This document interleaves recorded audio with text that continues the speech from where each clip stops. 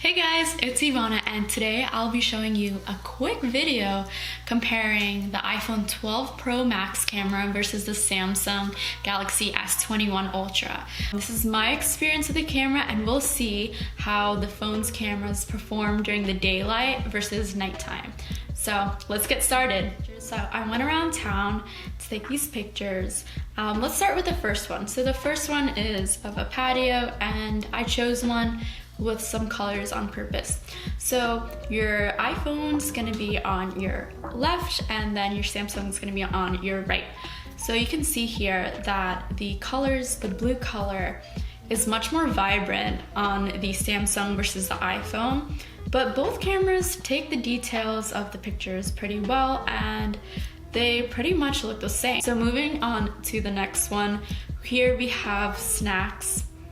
And you could see that the iPhone was able to capture the details a bit better, and the Samsung, there's some glare that it focused on, the glare from the window, instead of focusing on the subject. In the next picture, we have a bright red stop sign. As you can see again, the Samsung's picture looks more vibrant, but the iPhone's picture is more accurate to what you see in real life. So I've been seeing a trend here where the Samsung's photos look more vibrant than it is in real life. Next, here we have a more focused shot on something smaller. The pictures almost look identical, but the biggest difference here to take away is if you look closely, the depth of field for the Samsung looks better. Now you might not be able to see it that clearly, but I'll show it in a different picture.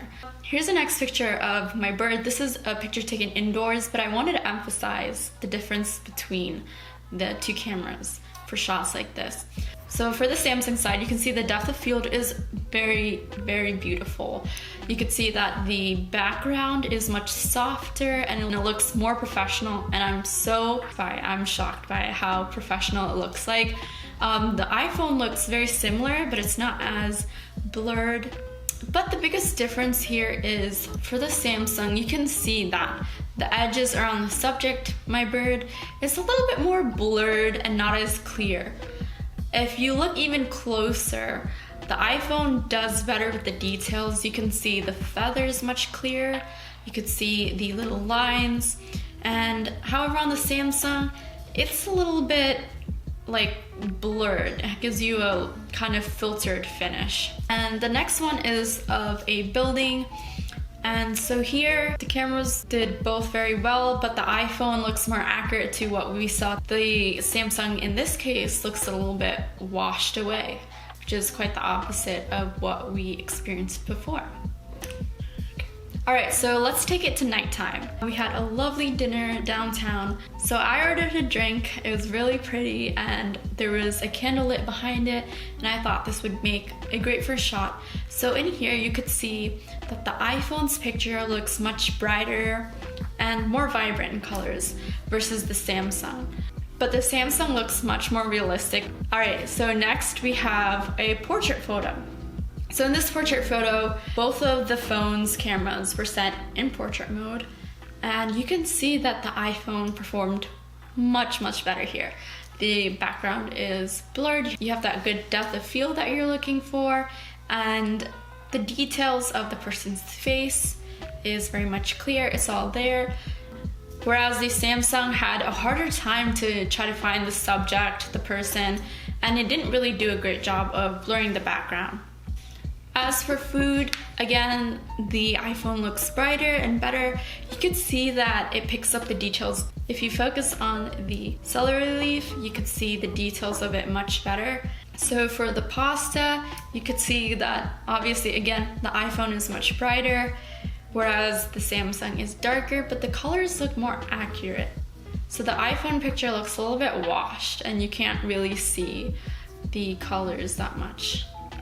Alright, so we also decided to take a picture of part of the restaurant, and here you can see that both pictures look almost identical. The colors are great, but the biggest difference to take away from here is the lighting. So how the iPhone versus the Samsung reacts to the lighting is quite different. If you look on the overhead lighting of the bar, you can see that the iPhone didn't overexpose it, whereas the Samsung overexposed the lighting. You can see that it's very bright. So here's the next one. Like, this is what I'm talking about. The car's lights flooding the picture in the Samsung photo, but on the iPhone, it doesn't really affect the photo as much. And last but not least, we have a building. Now this one, you can really see the difference of how the iPhone versus the Samsung reacts to light during the nighttime. So here you can see on the right, the Samsung's lights are overexposed, and on the Samsung you can see the lamppost, it's overexposed and you can't see the details of the building very clearly. If you go look on the left side, the iPhone, you can see that it's not overexposed and you can see the details of the building. So overall thoughts, I had a great experience taking photos on both of the phones. Now there are some pros and cons. Personally, overall, I think that the iPhone performed way better for nighttime / low light shots. It was able to take a picture of the subject and capture the details very clearly. I really love the Samsung for its depth of field, taking pictures of my birds or just people and natural lighting. It does a really great job. Which one has the better color? If you're looking for something much more vibrant and live looking, I think the Samsung is a great fit. But if you're looking for something that looks more realistic, I would go with the iPhone. Also, one thing that I experienced when I was taking the photos is that the iPhone had better shutter speed. Sometimes the Samsung had trouble focusing on my subject, especially if it's moving. It'll take like a couple seconds for it to snap the photo, which is not the most convenient, especially if you're trying to take a photo of like a moving object. And which one shows details better? As you guys can see, I think the iPhone captures details really well. And then the Samsung tries to overcompensate a little bit by smoothing, let's say if it's a smaller subject or a portrait. So what are your guys' thoughts and comments about this? Have you guys tried out both phones? Which one do you like better? Let me know in the comments down below. And if you guys like this video, please give this a big thumbs up because it helps so much with the algorithm.